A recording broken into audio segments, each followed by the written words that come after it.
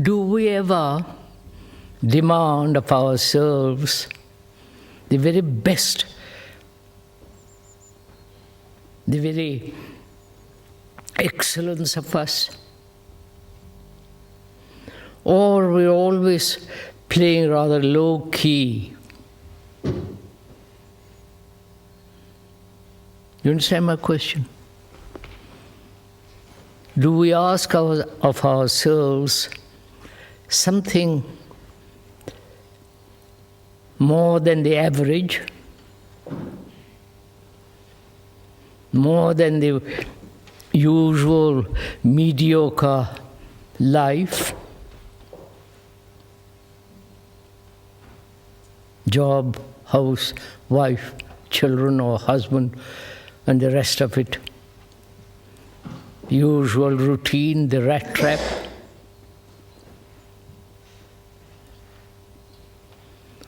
Do we ask of ourselves what it is that we really want, desire, crave for?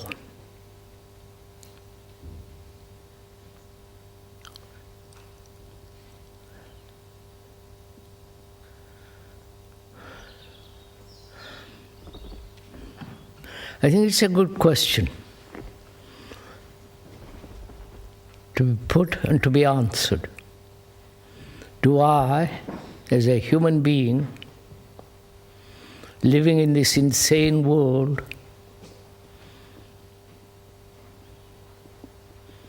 in this really very cruel, thoughtless world,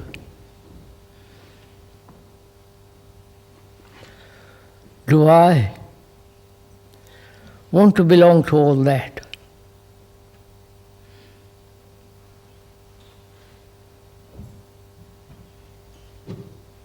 Do I want to settle down into an easy, comfortable life? Which doesn't mean I don't want comfort or easy life, but is this what I want? To satisfy my own desires, my own pleasures,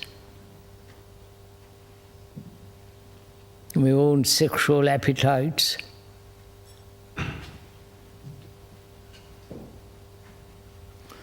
Do I want to live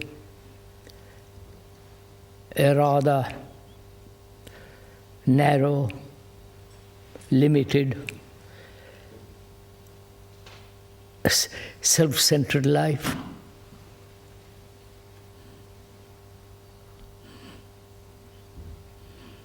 If I put that question to yourself or to myself, what would you answer? You may not want it. I may not want that kind of life. But I'm caught in an environment, in a trap. A society that's so ugly. And I'm ready to be swallowed up.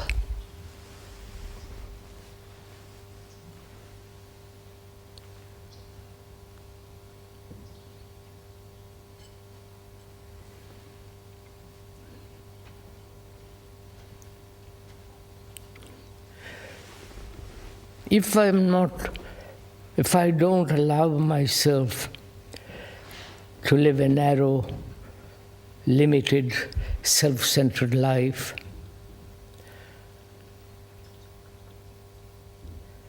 can I face a life of solitude?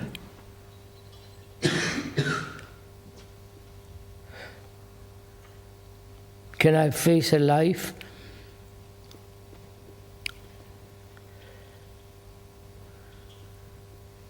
which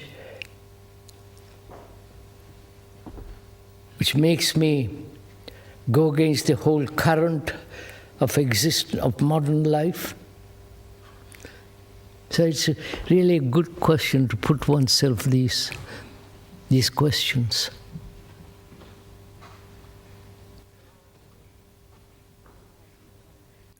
Or shall I join some kind of sect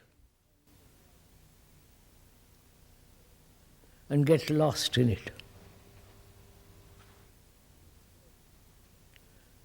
Like Catholic Church is a sect in a large sense of that word.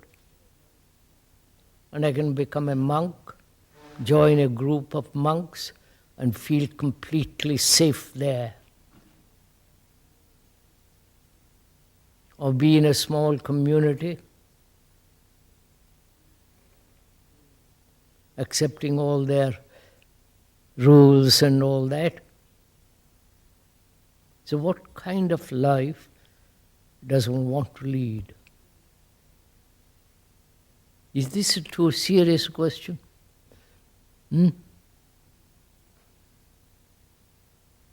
Would you tell me? But you're all serious, you won't even answer. Is this too serious a question for us to understand and face? Or we are too young?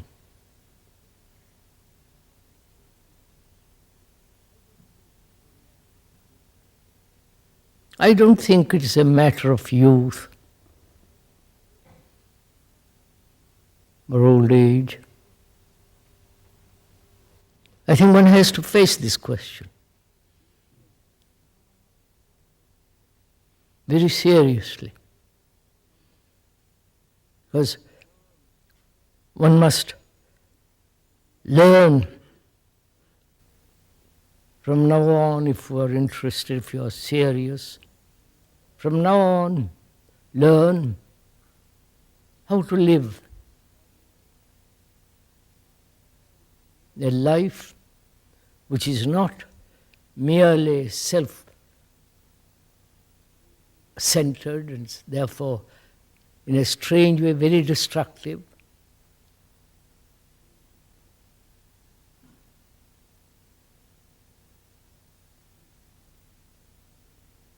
I think we ought to begin now, however young we are, to learn a way of life that's highly intelligent,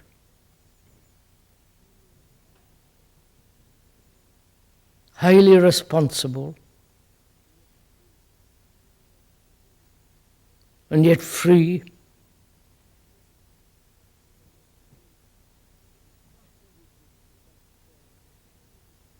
Not dedicated to some cause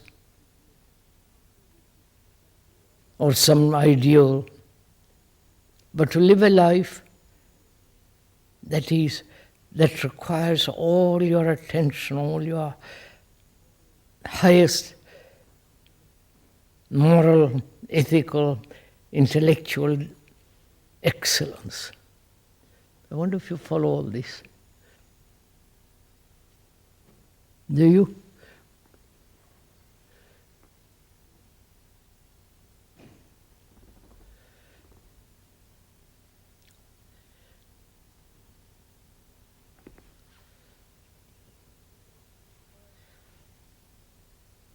If I was your age, 15, 13, 14, 15, 20, if somebody asked me that question, somebody says to me at that age, do you want to live a life of great intelligence?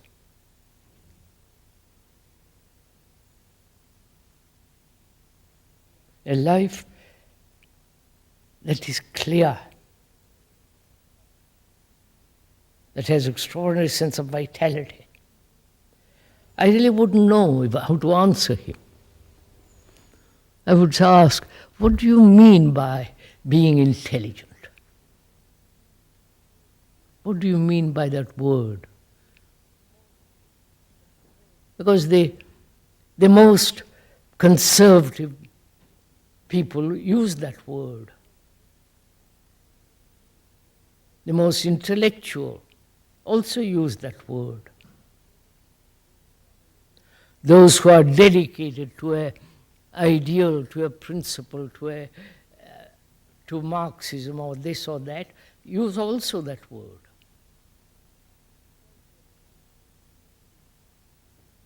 And also at home we said, do be intelligent, for God's sake, they tell us. So I think we ought to find out what that word means to each one of us, to be intelligent.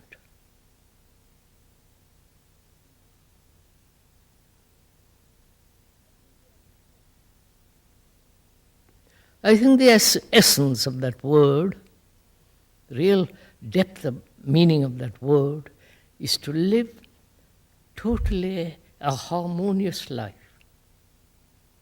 without any contradiction in oneself.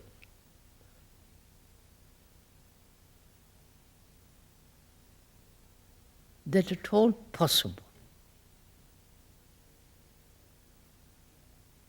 to live a life where your thought, your intellect isn't in opposition to your feelings, to your senses, to your affection.